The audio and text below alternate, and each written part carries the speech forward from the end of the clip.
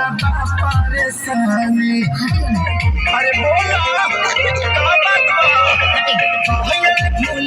बाकी झूठा ये रानी बोलत ना बाड़ू का बाटे परेशानी। काहे तो हर भोरे से लटकल बलोला हो लटकल बलोला।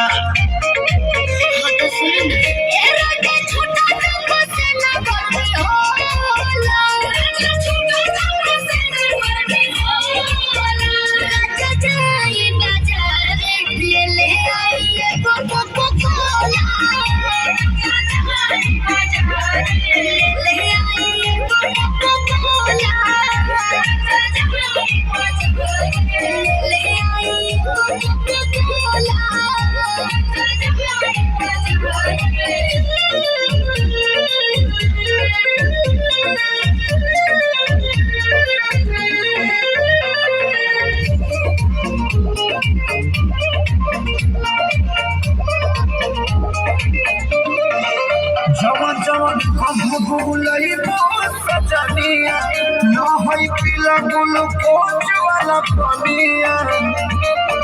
पिया हमरा के तू भुलावा देला मीठा बोले के तोरा में दबा देला।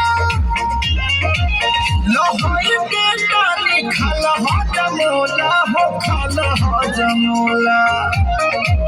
हाँ तो सुनी ना ए राजा छोटा सा फसेला गर्मी होला छोटा सा फसेला गर्मी होला। राजा जाई बाजार ले ले आई एगो कोकोला। ले ले आई एगो कोकोला।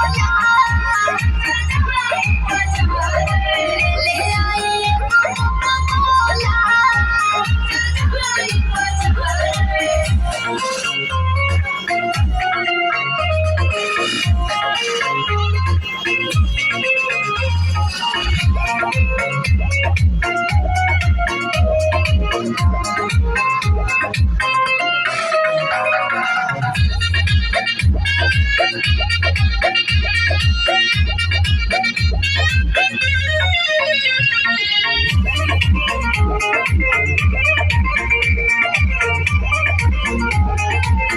भोरे बाजार हम जाइब प्यारी तोहरा के लाइब बनारस वाला साड़ी।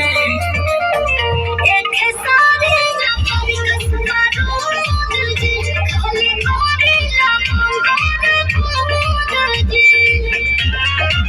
लगता कि काट के तू आयु छवा तोला हो आयु छवा तोला।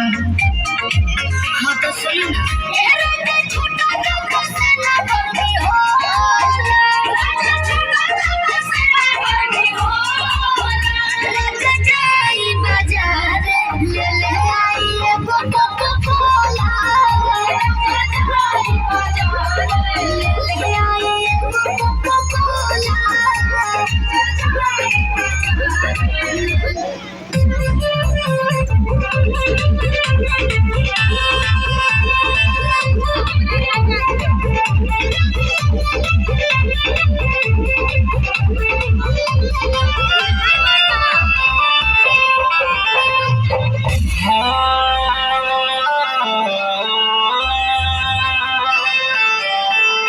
पहले राती बलब बरत रहे हो बलब बरत रहे हो सैया चोचा वाला राजा प्यार करत रहे हो सैया चोचा वाला राजा प्यार करत रहे हो सैया चोचा वाला राजा प्यार करत रहे हो। बलब बरत रहे हो बलब बरत रहे हो बलब बरत रहे हो कबो ऊपर कबो नीचे सैया धरत रहे हो सैया चोचा वाला राजा प्यार करत रहे हो।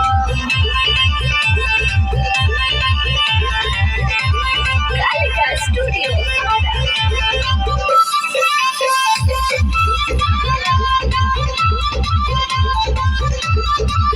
अरे बोला बोला बोला कैसे हिला मजा आई हो। कैसे कैसे खेला तू पलंगिया पर खेललू कई बार चुमा तू पियला के दिहलो।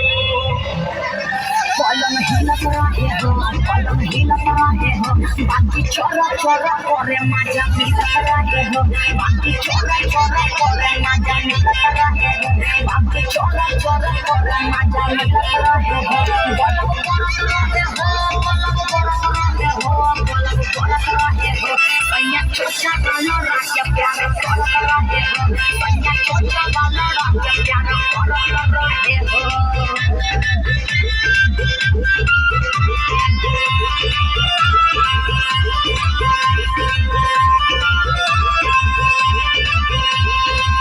अरे सुना सुना और बताओ क्या भाई बोला बोला अरे भोरे वाला बात तनी हमके बताओ दीपक तिवारी अरवा के जोनी तरसावो पांचा धरत रहे हो रगड़त रहे हो दीपक राय पिया से जिया लहरत रहे हो